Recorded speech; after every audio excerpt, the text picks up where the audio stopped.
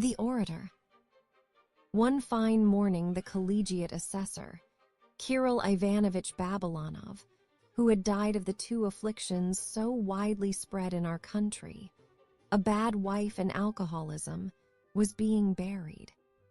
As the funeral procession set off from the church to the cemetery, one of the deceased's colleagues, called Poplavsky, got into a cab and galloped off to find a friend, one Grigory Petrovich Zapykin, a man who, though still young, had acquired considerable popularity. Zapykin, as many of my readers are aware, possesses a rare talent for impromptu speechifying at weddings, jubilees, and funerals. He can speak whenever he likes, in his sleep, on an empty stomach, dead drunk, or in a high fever. His words flow smoothly and evenly like water out of a pipe, and in abundance there are far more oving words in his oratorical dictionary than there are beetles in any restaurant. He always speaks eloquently and at great length, so much so that on some occasions, particularly at merchants' weddings, they have to resort to assistance from the police to stop him. "I have come for you, old man," began Poplavsky, finding him at home. "Put on your hat and coat this minute and come along. One of our fellows is dead. We are just sending him off to the other world, so you must do a bit of palavering by way of farewell to him. You are our only hope. If it had been one of the smaller fry, it would not have been worth troubling you, but you see it's the secretary, a pillar of the office, in a sense. It's awkward for such a whopper to be buried without a speech."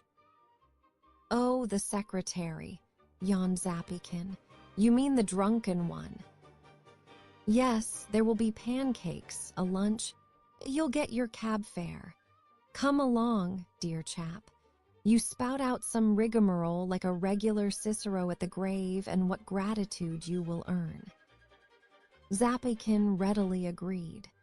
He ruffled up his hair, cast a shade of melancholy over his face, and went out into the street with Poplavsky. "I know your secretary," he said, as he got into the cab. "A cunning rogue and a beast the kingdom of heaven be his, such as you don't often come across. Come, Grisha, it is not the thing to abuse the dead." Of course not. Out mortuis nihil bene, but still he was a rascal. The friends overtook the funeral procession and joined it. The coffin was borne along slowly, so that before they reached the cemetery, they were able 3 times to drop into a tavern and imbibe a little to the health of the departed. In the cemetery came the service by the graveside. The mother-in-law, the wife, and the sister-in-law, in obedience to custom, shed many tears. When the coffin was being lowered into the grave, the wife even shrieked, "Let me go with him," but did not follow her husband into the grave, probably recollecting her pension. Waiting till everything was quiet again, Zapykin stepped forward, turned his eyes on all present, and began. "Can I believe my eyes and ears? Is it not a terrible dream, this grave, these tear-stained faces, these moans and lamentations? Alas, it is not a dream, and our eyes do not deceive us. He whom we have only so lately seen, so full of courage, so youthfully fresh and pure, who so lately before our eyes like an unwearying bee bore his honey to the common hive of the welfare of the state, he is turned now to dust, to inanimate mirage. Inexorable death has laid his bony hand upon him at the time when, in spite of his bowed age, he was still full of the bloom of strength and radiant hopes. An irremediable loss. Who will fill his place for us? Good government servants we have many, but Prokofy Osipitch was unique. To the depths of his soul, he was devoted to his honest duty. He did not spare his strength, but worked late at night, and was disinterested, impervious to bribes. How he despised those who to the detriment of the public interest sought to corrupt him, who by the seductive goods of this life strove to draw him to betray his duty. Yes, before our eyes Prokofy Osipych would divide his small salary between his poorer colleagues, and you have just heard yourselves the lamentations of the widows and orphans who lived upon his alms. Devoted to good works and his official duty, he gave up the joys of this life and even renounced the happiness of domestic existence. As you are aware, to the end of his days he was a bachelor. And who will replace him as a comrade? I can see now the kindly, shaven face turned to us with a gentle smile. I can hear now his soft, friendly voice. Peace to thine ashes, Prokofy Osipych. Rest, honest, noble toiler. Zapykin continued while his listeners began whispering together.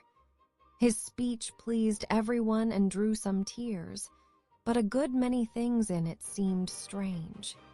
In the first place, they could not make out why the orator called the deceased Prokofy Osipych when his name was Kirill Ivanovich.